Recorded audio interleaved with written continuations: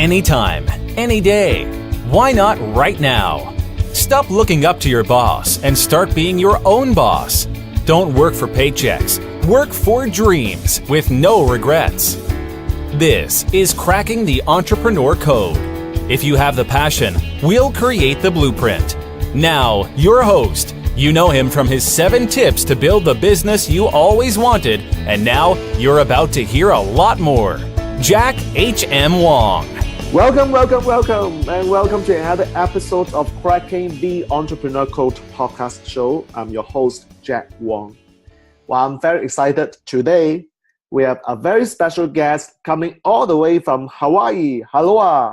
And his name is David Selley. And David lives in Hawaii, but he was actually born and educated in England. And he's the founder and the CEO of International Entrepreneurs Association. And it's a global initiative to teach and train entrepreneurs at the grassroots level via a network of licensed executive directors in each country.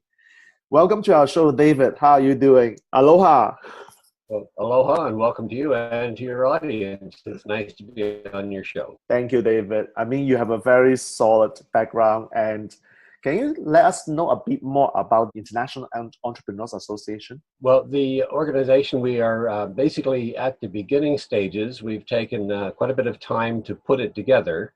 And the foundation is basically laid like that of a foundation of a good building. That's based on, frankly, my personal experience in the entrepreneurial market. I'm of the firm belief that you cannot teach you something you haven't done. We have a disruptive business model in as much as that no one has ever done what we're doing. And it will allow people that are either trapped and they can't get out of their job because they don't have the money to go to college to learn many times from a professor who has not done what he's teaching. Therein lies the crux of the core, or basically the fulcrum of our program, and that is to teach people at the grassroots level, as you said, via a network of executive directors in each country, one in each country. We are in the process of doing that. It's taking much longer than we figured because we're looking for a special individual that has done, in other words, they either have had failure in their own business attempts, they've had significant training, possibly teachers. They have to have an entrepreneurial both background and the spirit that's necessary to make it work. That's why I put it together. We have a site up, of course, and we're currently actually taking applications for that position. But we're being very, very cautious, moving very, very slowly to make sure that everything is in place and working right and properly. And we've had some site issues, still have some, as a matter of fact. We did a beta test, and we still got some bugs to work out. But that's okay. That's part of being an entrepreneur. We solve problems. That's right. And David, you have a very rich background as an entrepreneur. Can you describe how's your entrepreneurship journey like? Entrepreneurship is kind of like a marriage. I use that analogy because I've been married 58 years. Relationships can be rocky sometimes. You learn to solve problems. That's exactly what you should do if you're going to keep your relationship together. In the case of entrepreneurs, they can predictably face, some serious challenges depending on their belief level, how firmly they believe in what they are doing. There's a lot more to it than that, by the way. I'm just using this as a broad description. If you're going to be an entrepreneur or you want to be an entrepreneur, you must be prepared for some rocky roads because, as I always say from stage, and I'm in the speaking business as well, the road of entrepreneurship is paved with loneliness. You have prepared criticism even from family members. That's a bittersweet pill because they want you to be successful, but if you've tried and tried and tried again, you must be prepared to fail and learn from those mistakes and then move forward. Yeah, I mean, in Asia, the culture is because of the way that we were brought up. In school, we have been told not to make mistakes. Also, traditional school do not allow us to share our work. Otherwise, we call this cheating. And that's why a lot of people have been conditioned with that mindset. And it's very tough for people to unlearn all these things they have learned in school and start something very different, like entrepreneurship. Yeah. Because like you said 2 times already, I heard the word failure. Because failure is actually part and parcel of this entrepreneurship journey. And people learn that, no, I can't fail because I've been told many years by my parents, by my teacher, I can't make mistakes. So you see, that is where the dilemma of why someone can't be an entrepreneur easily. From your experience, like if someone asks you, David, what is so good about being an entrepreneur? I love my job. I think job is very stable and it's very secure. What is so good about being an entrepreneur? Well, first of all, keep your job at the moment. Work on your entrepreneurial dreams, develop them so you end up with a working model that hopefully is profitable after you've done some research to launch your whatever it is, whether it's a widget or a theory or a concept or a marketing project. You want to make sure that it is viable. And that's part of our program, by the way. We actually have all of those proprietary things in place to actually evaluate the validity of a product or a program or a theory or concept. Most entrepreneurs, I think you would agree with this, they get all hot and excited about their project, their idea. I mean, I can share some fun stories with you. One in particular really stands out. I had this lady approach me because I was doing some consulting work, and she was so excited about her invention. And so I met with her at a coffee shop, and she had a new fly swatter. That's an old product. It's been around for years. And I said to her, what is your USP? And she said, what is USP? I said, that's your unique selling proposition. Why is your fly swatter different than everybody else's? Oh, she said, oh, mine is really different. I said, okay. And here's the thing. She'd spent $10,000 on a 6-cavity mold to manufacture 1,000 of these things. She said, well, mine is different. I said, how is it different? She said, well, it's got 800 pins on the surface of the flat surface that you usually swat a fly with. Instead of squishing a fly, you'll impale the fly with 3 or 4, 5, 6 pins. I almost laughed, almost fair. I said, so how many have you sold? And she says, well, no, not yet. I almost said, well, you can say goodbye to your $10,000. But, and of course, it defied the consumer reaction to that. Okay, it's just simple logic. Could have tested that out perhaps in a better way. But anyway, people with crazy products. I had a guy last week found a patent for a product. He figured it was new. I put him into the patent office. He finds out there's already a patent, but he's determined that he's going to make it work, even though the other guy couldn't get it work. Wouldn't work. They've got to get down to the basics and actually do basic research. Get off the excitement. It's okay to keep enthusiasm and be enthusiastic. You have to be, but be determined to have research done about whatever you're doing. Okay, good research. Yeah, I believe that these 2 examples that you've cited are classic examples of true action taker. I mean, I'm facing with people who do not want to take action. It's kind of the other extreme. Whereas the lady and the gentleman you mentioned, they are the extreme action takers.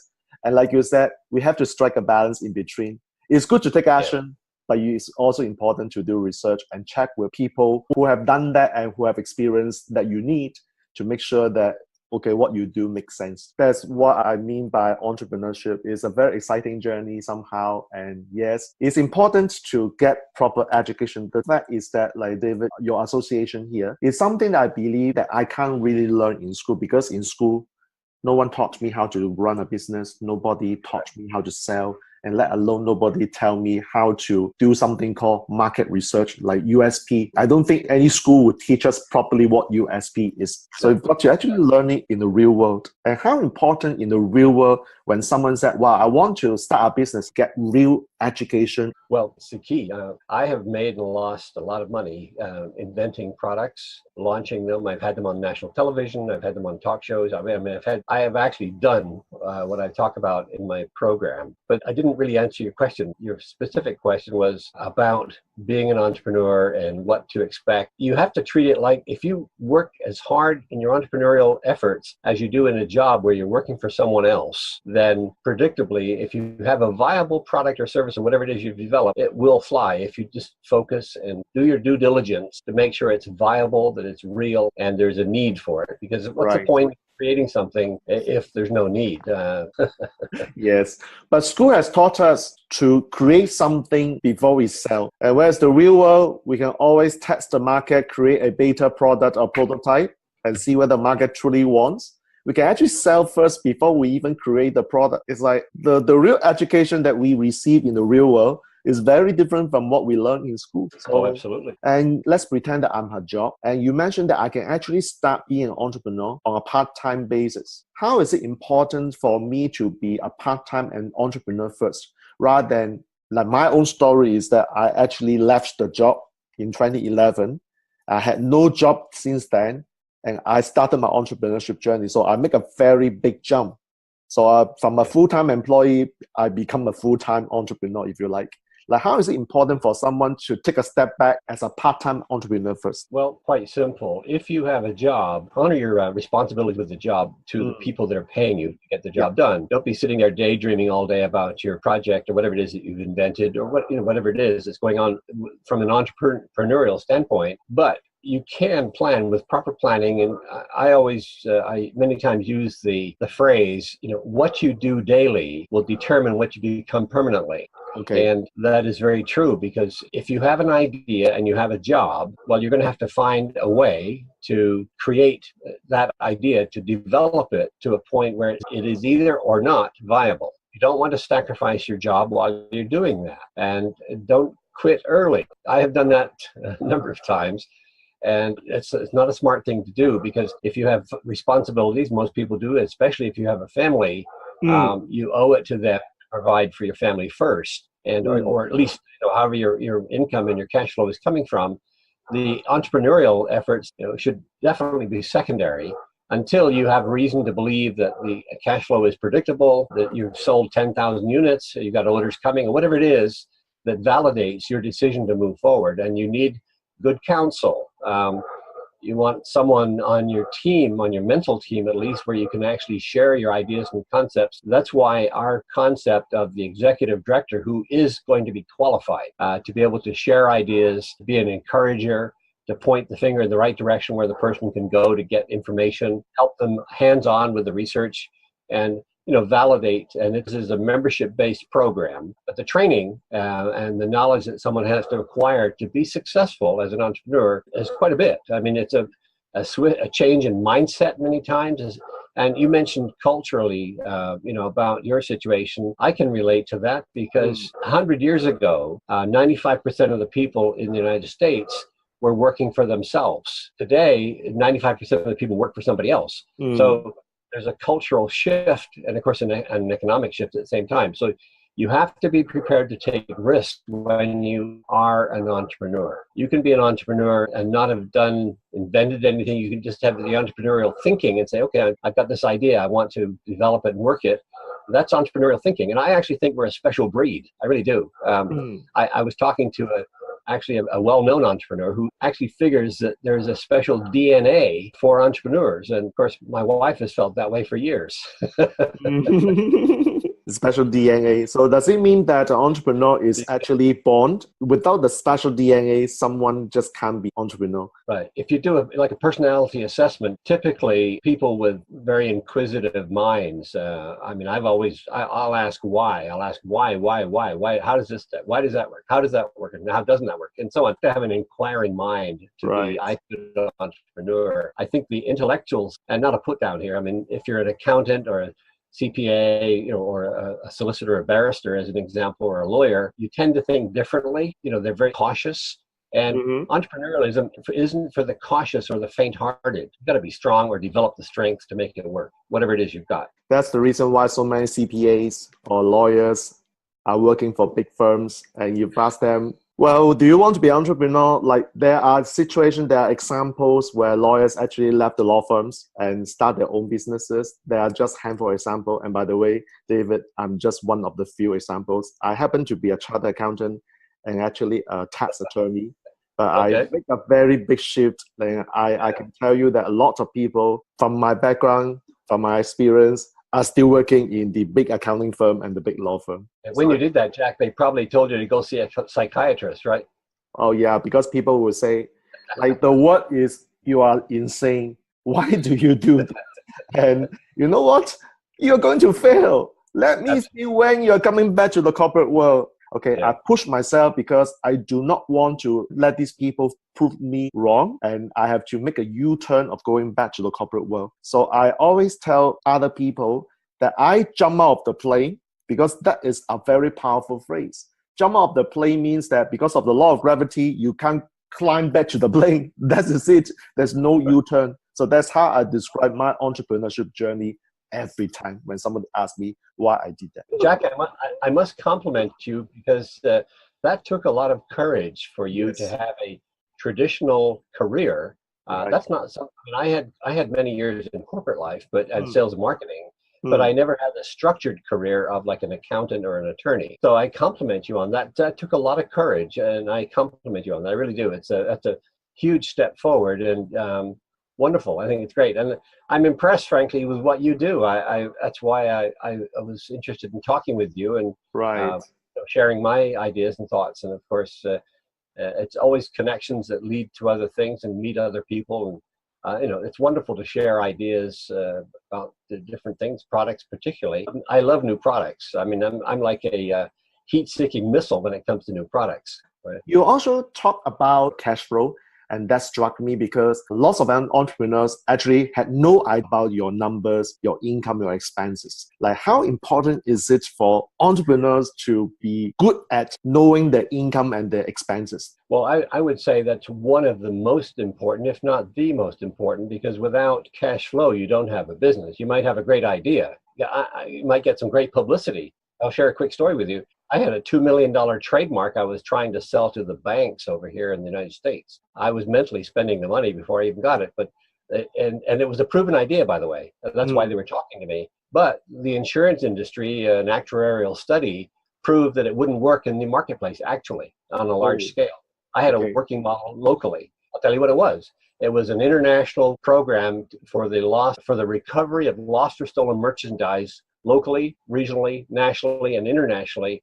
And the insurance companies basically proved that it would not work. Well, they said it wouldn't work because they would lose revenue, actually. That's what would happen. So you can have a great idea and it can fail. And that took me several years. I got a trademark on the principal register of the trademark office. So that's just one. I mean, I've got a few others.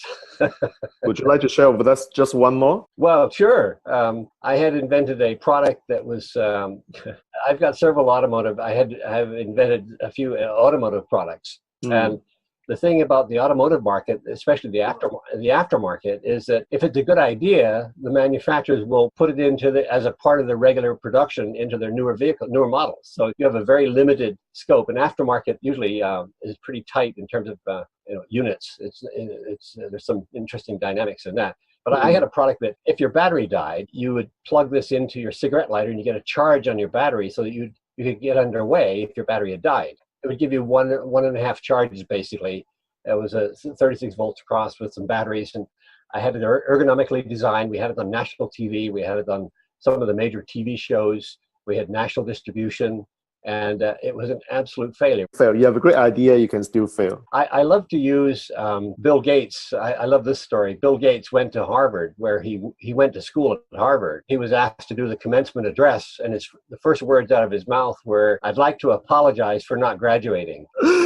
I think a classic case of really true entrepreneurship, and you have to have belief in what you have, and then be prepared to lose if you can't get traction, then it's not going to work. So you have to be, back off, move on, and get on with your life. That's right. Entrepreneurship is every single day, like you said, when you focus, like your coach is very nice one. What you do daily will determine what you become permanently. It's about a process. It's about the steps that you take every single day. So that suggests that at the end of the road of the successful entrepreneurship journey, I was thinking that whether it's true that one must have a big vision and mission that drives him to move forward each and every day. So how's your take on that? Is that true? Absolutely. There's several books about the power of a dream. I believe that's a learned experience.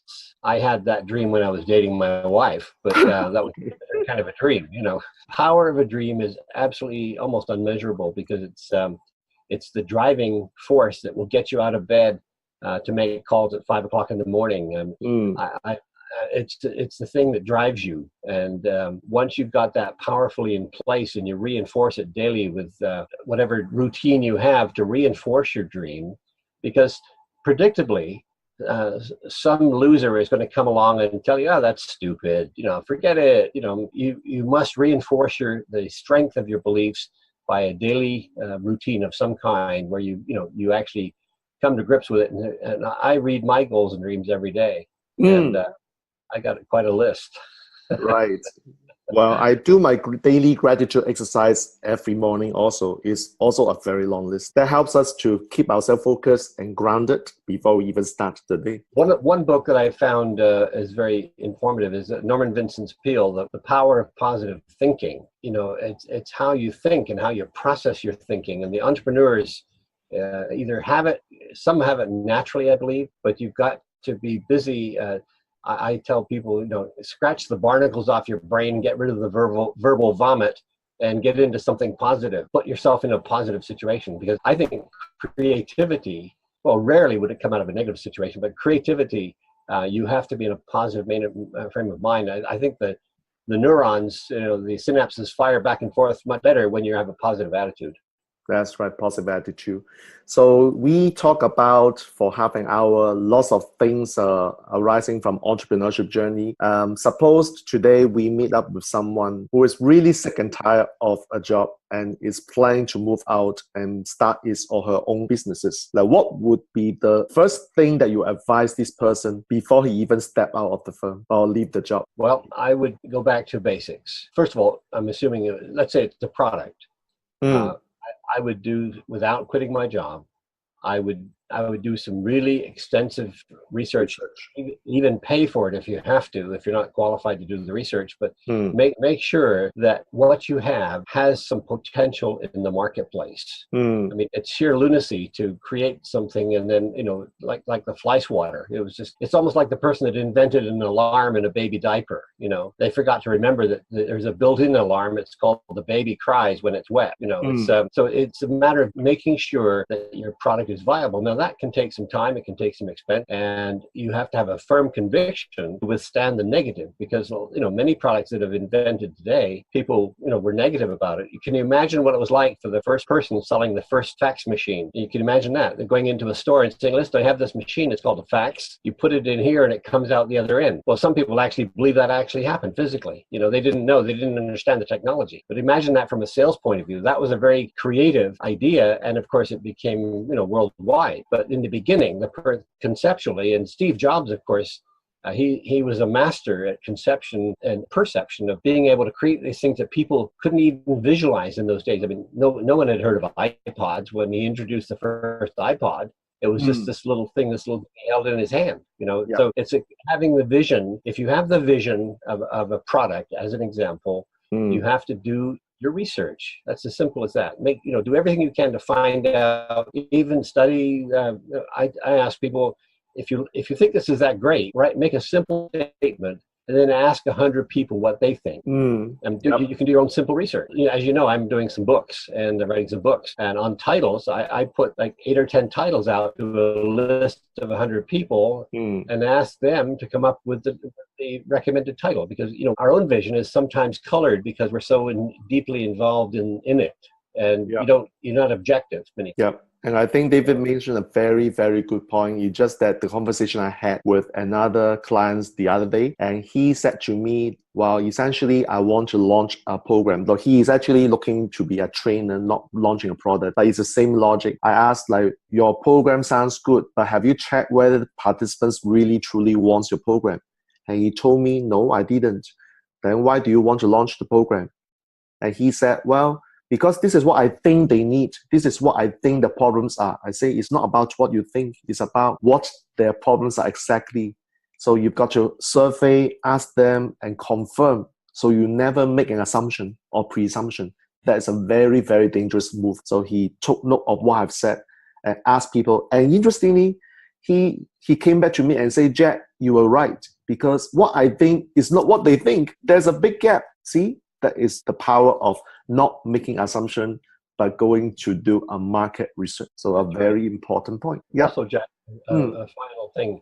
If you have a niche market product, as an example, you know, something's in a very narrow market, that adds all kinds of complications, but you can get rich in your niche if you, if you're careful and you have the right product.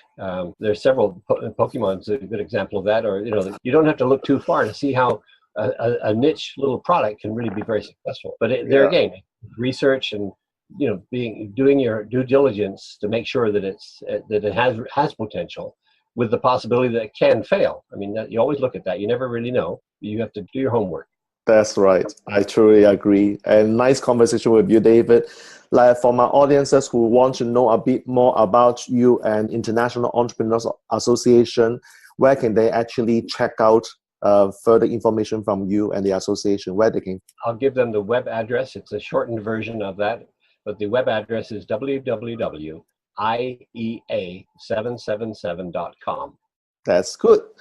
So once again, thank you, David, for sharing your interesting insight of your entrepreneurship journey. And I took 2 words from you. You mentioned probably 10 times in the last half an hour, market research. Absolutely. These 2 words keep coming to me. So research first before you even make the move. So thank you, David. Thank you for your wisdom. My pleasure. Aloha, and our fond wishes from Hawaii. Yes, Aloha. thank you. Thank you. So that concludes another episode of Cracking the Entrepreneurial Podcast Show. And I will continue look for successful entrepreneurs to be on our show to share the wisdom, the intelligence, and all the lessons that you as an entrepreneur got to learn. Okay, so Jack Wong here. Once again, thank you. I'm signing off now, and bye-bye. To continue cracking the entrepreneur code, subscribe for more episodes and download the Amazon bestseller, Cracking the Entrepreneur Code, 7 Tips to Build the Business You Always Wanted at crackingentrepreneur.com. Learn more about author and host Jack H.M. Wong and book your 30-minute discovery session to overcome any professional challenge at jackhmwong.com/apply.